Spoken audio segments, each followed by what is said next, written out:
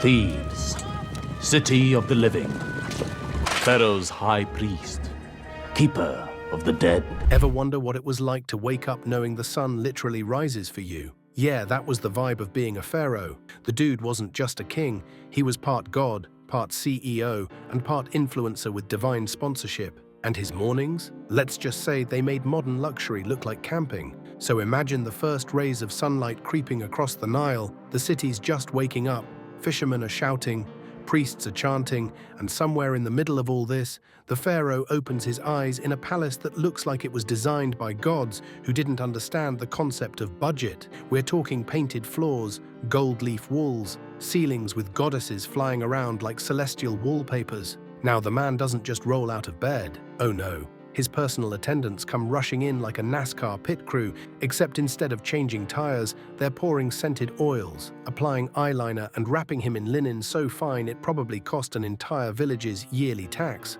And yes, there's literally someone whose full-time job is chief of scented oils. Imagine putting that on a LinkedIn profile. Once he's bathed, oiled and perfumed to perfection, in comes the wardrobe. Think designer collection, 1300 BCE edition, gold collars, amulets, maybe a fancy cobra crown if he's feeling dramatic. Even his headdress, that iconic striped one, was probably starched by people who prayed not to wrinkle it. Guarding the door are the Medjay, former Nubian warriors turned royal bodyguards. These guys are basically the ancient Egyptian secret service, minus the sunglasses but definitely with spears. And as the pharaoh gets ready to start his day, the palace slowly fills with life. Courtiers, scribes, servants, everyone moves like clockwork, careful not to annoy the guy who claims to control the universe. Breakfast time. Now don't picture a casual bowl of cereal. The pharaoh's version of quick breakfast involves trays of fresh bread, honey, figs, and meat, probably served by 10 people standing silently in perfect formation. And yes, his queen or royal kids might pop in for a chat, family moments, but you know, with gold everywhere. Once he's fed and fabulous, it's time to go to work. And by work, I mean ruling the most powerful civilization on Earth. His first stop, the audience hall. Picture it, a massive throne room with polished floors, towering columns, and a literal window of appearance where the pharaoh could wave to his subjects like an ancient rock star. But only the VIPs got inside, foreign envoys, high officials, and maybe a terrified tax collector or two. He sits on his throne, elevated above everyone else, surrounded by symbols reminding people who's boss, like carvings of bound enemies underfoot. That's right, his floor art literally says, "You're beneath me." And if anyone dares to speak, they bow flat, faces in the dust, repeating, "I fall at your feet 7 times and 7 times." That's not exaggeration, that's an actual diplomatic line. Talk about commitment. Around him stand his top staff, the vizier, generals, architects, and scribes ready to jot down every word. The vizier's basically the prime minister, one for Upper Egypt, one for Lower. These guys handle everything from taxes and construction to making sure workers don't fake sick days at the pyramid site. The pharaoh listens, nods, occasionally issues decrees like, "Yes, build that," or "No, don't feed the crocodiles," and those words get carved into stone tablets that archaeologists now spend decades deciphering. By mid-morning, the place is buzzing with foreign visitors. Delegates from Syria, Nubia, and maybe even distant lands show up carrying gifts: gold, ivory, giraffes, baboons, because that's how diplomacy worked. You didn't bring a PowerPoint, you brought a zoo. The pharaoh listens to tribute speeches, pretends to be impressed, and sometimes even sends gold back in return. "Oh, you brought me a monkey. Here's some gold jewelry. Tell your king I'm awesome." The man was playing 4D political chess. After a few hours of flexing divine authority, it's temple time. Because remember, he's not just the boss of Egypt, he's also the high priest of every god that ever existed. So he hops into his chariot, surrounded by guards and priests, heading to a massive temple like Karnak, or Memphis's grand sanctuary. The temples themselves are mind-blowing. Huge courtyards, towering obelisks, walls covered in prayers, all smelling like incense and divinity.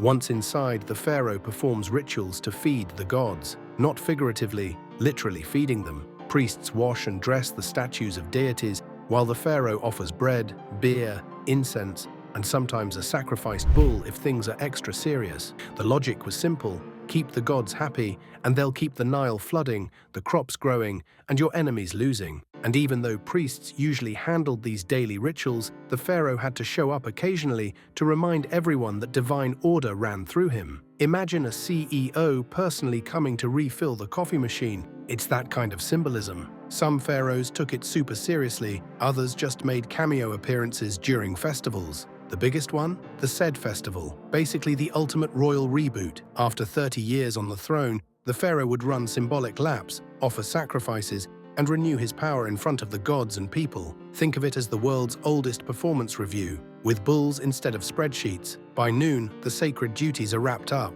He's maintained cosmic order, secured divine approval, and probably built up a decent appetite. Back to the palace he goes for lunch. Now, these kitchens were no joke. Massive food hubs filled with bakers, brewers, and cooks. Archaeologists found actual bread ovens and storerooms in palace ruins, which means ancient Egypt had full-blown catering operations centuries before Uber Eats. On the pharaoh's table, freshly baked white bread, roasted goose or beef, and wine imported from Syria or Palestine. He probably had a sommelier for that too. Eating was often private, but not lonely. The queen, royal children, or a few favored officials might join, with musicians plucking harps nearby, because nothing says power like having your lunch serenaded. After the meal, the pharaoh gets some downtime, though his version of rest is still way more hardcore than ours. He might go hunting in the desert, chasing lions and bulls just to show he could. One pharaoh even bragged he killed over 100 lions. Probably an exaggeration, but hey, when you're half god, nobody fact-checks you. These hunts weren't just for sport. They were symbolic, a demonstration of order defeating chaos, civilization conquering the wild. Every arrow shot, every animal taken down, reinforced the cosmic idea that the pharaoh kept the world balanced. And honestly, it also gave him some killer PR. Imagine the ancient Egyptian tabloids. Pharaoh bags 96 bulls in 1 week. The gods approve. When not out flexing with a bow and chariot, he might spend the afternoon training. Chariot drills, archery, maybe wrestling. Being the ultimate ruler meant also looking the part. Some inscriptions claim pharaohs could pierce copper targets from a moving chariot or outrow 200 men on the Nile. Were they exaggerating? Absolutely. Did anyone dare call them out? Definitely not. By late afternoon, it's back to the serious side of ruling. The pharaoh might tour temple construction, inspect his colossal statues, or check on pyramid progress. Workers stop, bow low, overseers present updates, and everyone looks terrified but honored. These site visits weren't random. They were PR events meant to remind everyone that their god king was still watching, still building monuments that would outlast time. Once the day's inspections wrapped up, the pharaoh might take his favorite toy out for a spin, a sleek royal barge on the Nile. Picture a floating palace, gold-painted canopy, rows of oarsmen, and banners fluttering as crowds along the riverbanks wave and cheer. It's not a commute, it's a mobile parade. The whole thing was part divine theater. Let the people see their living god basking in sunlight, perfectly framed against the Nile, because even a glimpse of him was supposed to bring good fortune. But when he's not doing PR tours, he might actually crave quiet. The palace gardens were his personal retreat, ponds lined with lotus flowers, exotic trees, birds chirping, the air thick with perfume. Sometimes he'd walk there with his queen or a young prince, maybe even a pet dog trotting behind. Artwork from the Amarna period shows exactly that. Royalty just lounging, eating grapes, sharing a laugh. These weren't just rulers of stone and gold, they were human too, stealing small moments of peace in a life of constant ceremony. As the afternoon fades into evening, the pharaoh has one last duty before he can chill, his nightly religious ritual. When the sun begins to sink, he offers incense and hymns to the sun god, whether that's Ra, Amun, or Aten, depending on the dynasty's latest rebranding. The ceremony's symbolic. It's the pharaoh's way of saying goodnight to the universe, ensuring the sun doesn't forget to rise again tomorrow. No pressure, right? And now, finally, the part everyone's been waiting for. Dinner. Forget quiet candlelight. Some nights, the palace turned into the ancient world's most exclusive party. Long tables groaning with food, wine flowing like rivers, dancers, musicians, laughter bouncing off the marble walls. Nobles and foreign envoys would be invited, all pretending they weren't intimidated by the guy glowing under lamplight.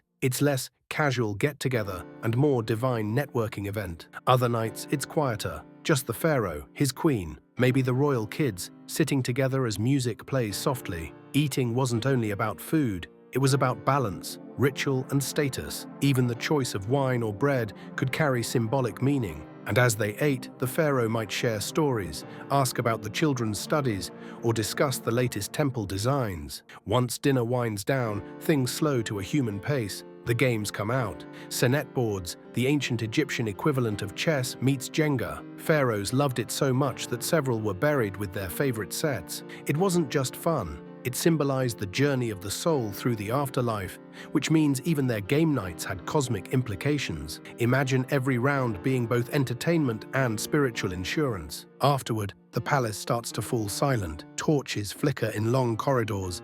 Guards shift positions, the smell of incense still hanging in the air. The pharaoh might stroll through his colonnades one last time, his version of a midnight walk, just breathing in the calm. Maybe he talks to a servant, or maybe he's lost in thought, replaying the day's decisions. He's surrounded by luxury, yes, but also by responsibility that never sleeps. Before heading to bed, he might check in with trusted aides, scribes with clay tablets, ready to jot down anything from a sudden idea to a royal complaint like, "Remind me to rebuild that temple," or "Tell the vizier to stop sending me baboon gifts." The man's mind probably never turned off. Finally, it's bedtime. But not just any bedroom. His chamber is basically an art gallery of gods. Walls painted with divine protectors, eyes of Horus staring down like spiritual CCTV. His bed is canopied, carved and inlaid with gold, and over his head, the ceiling is painted with constellations. So even as he sleeps, he's under the eternal sky. Guards stand outside, still as statues. Inside, maybe he drifts off alone,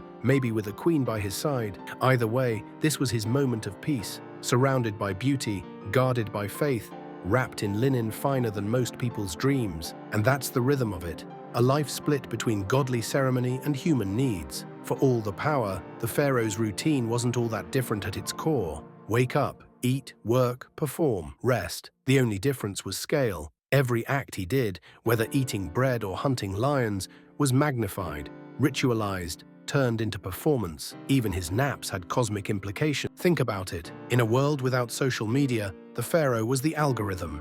Everything revolved around him. His face carved on temples, his name sung by priests, his image shining on gold jewelry. Every grain of sand in the empire knew who ruled it. And yet, by the time night rolled around, he was still just another man who needed sleep. That paradox, the divine and the human, is what makes pharaohs so fascinating. They were believed to be eternal, yet they aged, got sick, made mistakes. They prayed to gods even as they were worshipped as one. Every sunrise restarted the cycle. Divine duties, royal politics, family moments, hunts, banquets, games, prayers, and finally silence. And when morning came again, the pattern repeated. The attendants filed in, the oils came out, the priests began their chants, and the living god of Egypt rose once more. Because for the pharaoh, routine wasn't just daily life. It was eternity in motion. So next time you see one of those massive statues or tomb paintings, remember that behind all that gold and ceremony was a person who woke up grumpy some mornings, who probably complained about sand in his sandals, who loved good wine, good music, and a decent nap. Power might have made him divine, but it didn't make him any less human. And that's the magic of it, how ancient Egypt turned the simple rhythm of life into something sacred, eternal, and unforgettable. If you enjoyed this little dive into the daily grind of the gods on Earth, don't just vanish into the desert. Hit like, drop a comment, and subscribe for more stories that bring ancient worlds back to life.